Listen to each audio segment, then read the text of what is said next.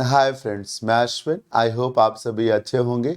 Idiom of the day, इस series के session number 14 में मैं आपको जिस ईडियम को पढ़ाऊंगा वो है कास्ट द फर्स्ट स्टोन। क्या आप इस ईडियम के बारे में पहले से जानते हैं? अगर नहीं तो अभी आपको 2 से 3 मिनट के भीतर सब पता चल जाएगा। Cast the first stone, stone का मतलब है पत्थर और कास्ट का मतलब है यहाँ पर पत्थर फेंकने से।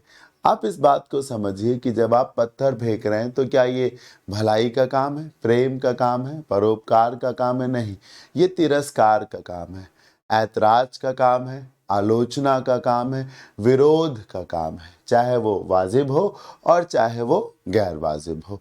तो कास्ट द फर्स्ट स्टोन का मतलब है आलोचना करना, विरोध करना या सवाल उठाना, ये इसका मीनिंग है। निंदा करना, ये इसका मीनिंग है।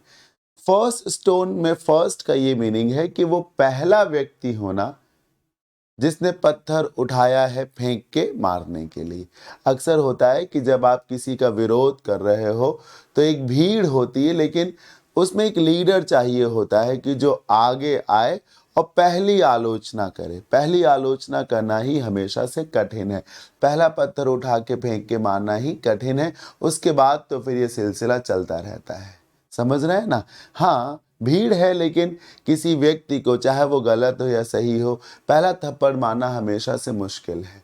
अब एक थप्पड़ पड़ गया तो भीड़ को अपने आप बल मिल जाएगा, बाकी तो वो भीड़ निपटा ही देगी। तो वो पहला व्यक्ति होना जो आवाज उठा रहा, विरोध कर रहा है, चाहे वो किसी अव्यवस्था के खिलाफ हो या किसी अन्याय के खिलाफ हो।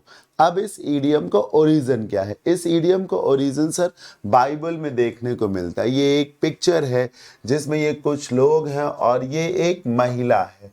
ये लोग इस महिला पे पत्थर फेंक के मारना चाहते हैं। क्यों? क्योंकि इस महिला पे यह आरोप है कि इसने व्यभिचार किया है, एडल्टरेशन में ये गई है, इसने गलत काम किया है। तो इस पे जीसस का एक स्टेटमेंट आता है कि आप ऐसा नहीं करेंगे। क्यों नहीं करेंगे? क्योंकि आप भी तो यही काम करते हैं। इसमें एक एक आगे पढ़िए, ये पढ़िए, रेफरेंस है बाइबल का। He that is without sin among you, let him first cast the stone at her. ये जीसस का स्टेटमेंट है बाइबल के मुताबिक कि जीसस ने उन तमाम लोगों से जो उस महिला को पकड़ के पीटना चाह रहे थे या मारना ही चाह रहे थे, तो जीसस ने उनमें से कहा कि आप में से जो पापी ना हो, जिसने कभी कोई पाप ना किया हो, उसको आगे आने दीजिए, वो पहला पत्थर फेंक के मारे। तो घर कोई नहीं आता है। स्टोरी कुछ ऐसी है कि कोई नहीं आता है। तो कास्ट द फर्स्ट स्टोन का मतलब है वो पहला व्यक्ति होना जो पत्थर फेंक करके मारेगा, आवाज उठाएगा। अब ये तो इसकी हिस्ट्री होगी। नॉर्मली इसको सिंपली ही यूज किया जाता है कि वो पहला व्यक्ति बनना जिसने किसी अव्यवस्था के खिलाफ आवाज उठाई हो, किसी बुराई के खिलाफ या किसी भी प्रस्ताव के खिलाफ आवाज उठाई हो। To be the first person to speak against or criticize or oppose someone or something, इसको कहते हैं cast the first stone. The police could not lodge the FIR since nobody in the vicinity, vicinity आसपास के area को बोलते हैं, police FIR नहीं launch कर पाई। क्यों?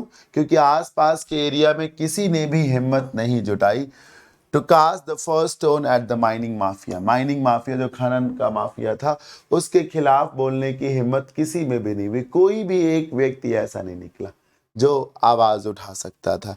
If you are educated and have guts to dare, अगर आप पढ़े लिखे हैं और आप में हिम्मत है, you can cast even the first stone at anybody who impinges upon your rights of freedom। अगर आप पढ़े लिखे हैं और आप में हिम्मत है तो आप जो है वो पहले व्यक्ति भी हो सकते हैं जो, हाँ मतलब आप सिर्फ आलोचक नहीं, वो पहले आलोचक भी आप हो सकते हैं उस व्यवस्था, उस सिस्टम, उस व्यक्ति के खिलाफ जो आपके अधिकारों का, आपकी आज़ादी को छीनने का प्रयास करे। इम्पिंज अपॉन का मतलब होता है छीनना, परेशान करना, चुभोना, दर्द देना। तो कास्ट द फर्स्ट स्टोन का मीनिंग आपने क्या सीखा? वो पहला व्यक्ति बनना जो आलोचना करेगा, जो पहला पत्थर उठा करके फेंक के मारेगा। मुझे उम्मीद है आपको ज़रूर ये सेशन समझ में आया होगा।